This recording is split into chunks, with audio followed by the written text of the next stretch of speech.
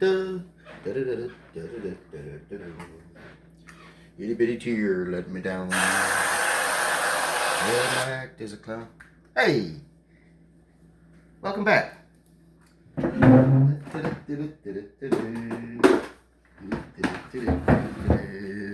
Oh yeah, I'm happy. This is my second cup. Welcome back to the Quarantine Management Institute. I'm Professor Chris McCusker, and today we are going to continue our conversation about culture. We're going to quickly, in this episode, go through some definitions, and then in subsequent episodes we will bring those definitions to life with some examples and identifying some important issues. Culture's been called a fuzzy concept, and I've got some razor sharp concepts that will help us cut through that fuzz. Starting now with the notion of subjective culture. We want to manage culture at two levels: between our ears, subjective culture, and then objective culture, which is culture that's not in our heads but out there in the environment. So when it comes to subjective culture, we can define that as the mental sameness that exists between members of a cultural group. Two concepts, that's all we need. Beliefs and values. Beliefs are fundamentally assertions that something is true. Values are fundamentally assertions that something is good. Mental sameness among members of a cultural group is known as subjective culture, and two concepts help us manage and talk about subjective culture, beliefs, and values.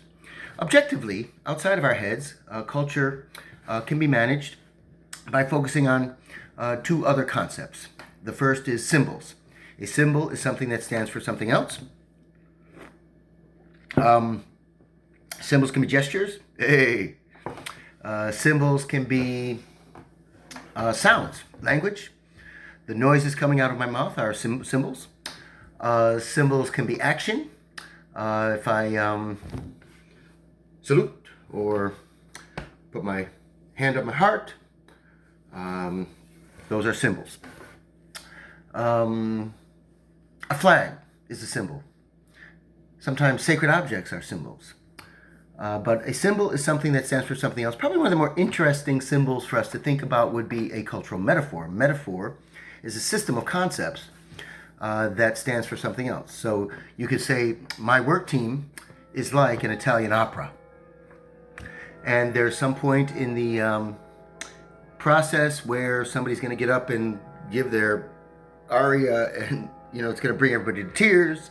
There's some other point in the process where there's a conflict.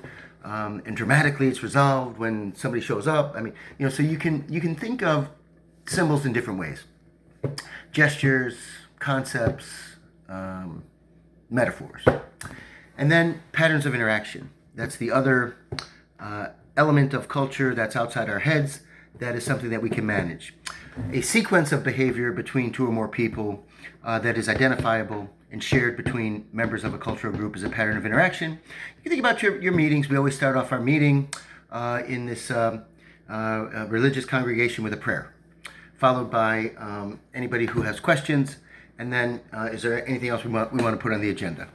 Or we always start our meetings in this work organization by going around the table and explaining what happened this past weekend. What did we do that was fun? What was not fun? What restaurant we liked? What restaurant we didn't like?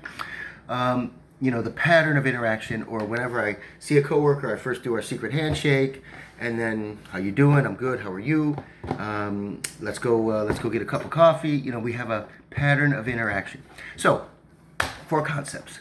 Four concepts help us identify, manage, talk about culture, beliefs, values, symbols, and patterns of interaction. One more thing we got to address here before we dive forward and jump in with applying these concepts to help make sense of cultural issues and challenges. And that is the notion of conflict. Conflict can be defined as the appearance of difference. This definition goes back to Mary Parker Follett in the early 20th century, who was a management scholar. The collected writings of Mary Parker Follett are available at the Harvard Business School Press. way ahead of her time. She talked about leadership, teamwork, conflict, collaboration when nobody else was even thinking about those things. She defined conflict as the appearance of difference. And we can have different beliefs, different values. We can use different symbols. We can have different patterns. And managing conflict is essentially about managing differences. Conflict of understanding, differences in what we assert to be true. Conflict of interest, difference in what we assert to be good. Symbolic conflict, I'm giving you a thumbs up and you're taking it some different meaning from that, or different patterns of interaction. I'm trying to do sequence A and you're on sequence C and we're just not syncing or clicking in this meeting. It's frustrating to me. Why do you keep interrupting, etc.? So conflict of understanding, conflict of interest. Cultural differences are essentially conflict that has to be managed. Beliefs, values, symbols, and norms. That's all we need. Let's go forward. Let's analyze culture now.